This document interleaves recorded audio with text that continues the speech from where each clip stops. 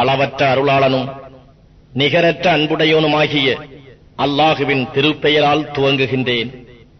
சூரியன் ஒளி இல்லாததாக சுருட்டப்படும் போது, நட்சத்திரங்கள் ஒளி இழந்து உதிர்ந்து விழும்போது, மலைகள் பெயர்த்து பெயர்க்கப்படும் போது, சூழ் நிறைந்த ஒட்டகைகள் கவனிப்பாரற்று விடப்படும் போது, காட்டு மிருகங்கள் மனிதர்களுடனும் இதர பிராணிகளுடனும் ஒன்று சேர்க்கப்படும் போது, கடல்கள் கொதித்து கொந்தளித்து பற்றி எரியும் போது, உயிர்கள் ஒன்றிணைக்கப்படும் போது, உயிருடன் புதைக்கப்பட்ட பெண் குழந்தை வினவப்படும் போது, எந்த குற்றத்திற்காக அது கொல்லப்பட்டது என்று பட்டோலைகள் விரிக்கப்படும் போது, வானம் அகற்றப்படும் போது, நரகம் கொழுந்துவிட்டு எரியுமாறு செய்யப்படும் போது, சொர்க்கம் சமீபமாக கொண்டு வரப்படும் போது, ஒவ்வொரு ஆத்மாவும் தான் கொண்டு வந்ததை அறிந்து கொள்ளும்.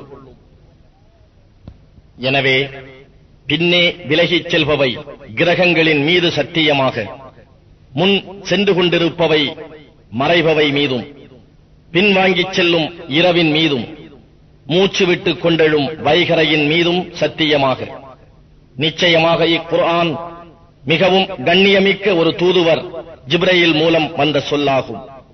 அவர் சக்தி மிக்கவர், அர்ஷுக்கு உடையவனிடம் பெரும் பதவி உடையவர், வானவர்தம் தலைவர், அன்றியும் நம்பிக்கைக்குரியவர்.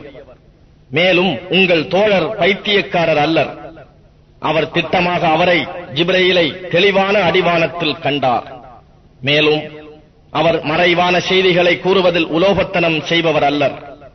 அன்றியும் இது விரட்டப்பட்ட ஷைத்தானின் வாக்கல்ல. எனவே நேர்வழியை விட்டும் நீங்கள் எங்கே செல்கின்றீர்கள்? இது அகிலத்தாருக்கெல்லாம் உபதேசமாகும். உங்களில் நின்றும் யார் நேர்வழியை விரும்புகிறாரோ அவருக்கு நல்லுபதேசமாகும்.